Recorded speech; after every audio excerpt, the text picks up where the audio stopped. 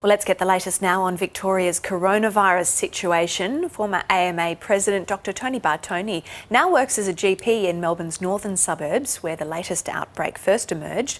He also sees a number of aged care residents, and he joins us now. Dr. Tony Bartone, it's great to have you on the program this morning. You're actually in lockdown yourself in Melbourne. We saw 5 cases reported yesterday. What do you make of the case numbers that we're seeing, and also this new Delta strain?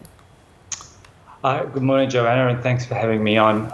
Clearly, yes, we are in lockdown again in Melbourne, 4.1 in terms of the most recent variation on that lockdown 4.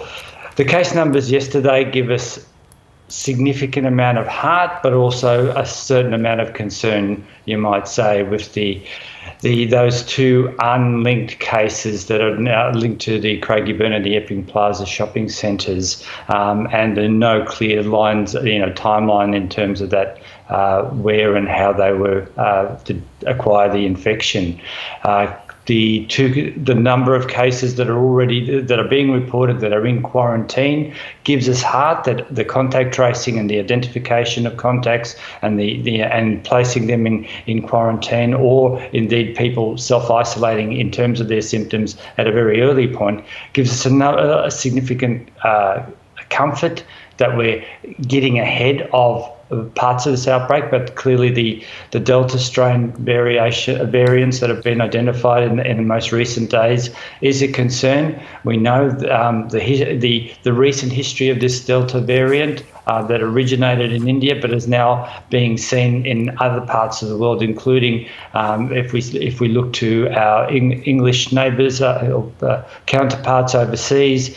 Certainly the number of Delta case variants is now overtaking the Alpha strain, or the UK strain as it was previously called, in terms of their case numbers. So clearly that is something to watch. The fact that we can't get a genomic match on 2 of those cases that was announced yesterday at this stage is a concern also. And as Professor Lewin mentioned, it's not always possible to get a genomic match on every case, so we may not know exactly how the origin of this Delta variant came into Melbourne on this occasion. We know that the Delta strain is more transmissible. What else do we know about it? Well, if we look at data from England, from India, where the Delta variant has created a huge load of cases and indeed of hospitalisations and people losing their lives.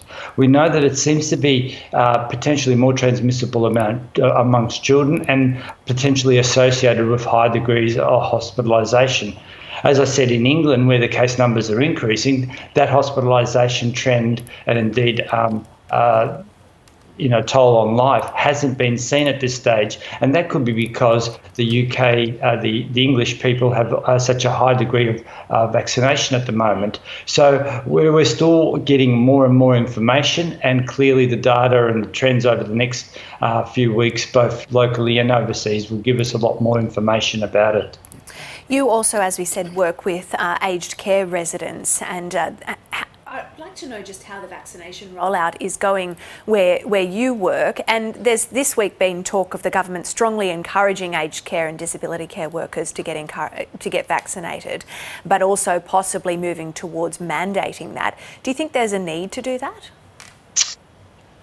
The facility where I work will be having its 2nd round doses this coming week, or the week after. It had its 1st round doses in early May, and that was a really, really exciting and positive step for the residents and the staff in that facility. Unfortunately, a lot of the staff in the facility, despite their best endeavours and their best intents of trying to get vaccinated, we find that we're having a struggle to get access to vaccination.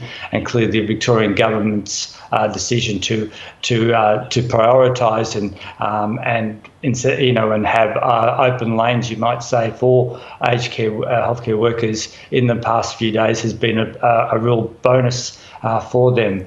But in terms of your question regarding mandating, when you're looking to mandate a vaccine, it's got to be accessible and it's got to be freely available. But I would really hope that the education and information campaign and then the communication with the aged care workers would see that there be no need for having to mandate. Clearly, we've already got a precedent there in terms of flu vaccination each year. We understand that, how deadly and how much burden of disease for influenza would cause if our staff were not immunised against influenza in those aged care facilities. And this is exactly another occasion where we want to have the information and the access to a vaccination being ubiquitously available right through the centres. So hopefully we can avoid that need.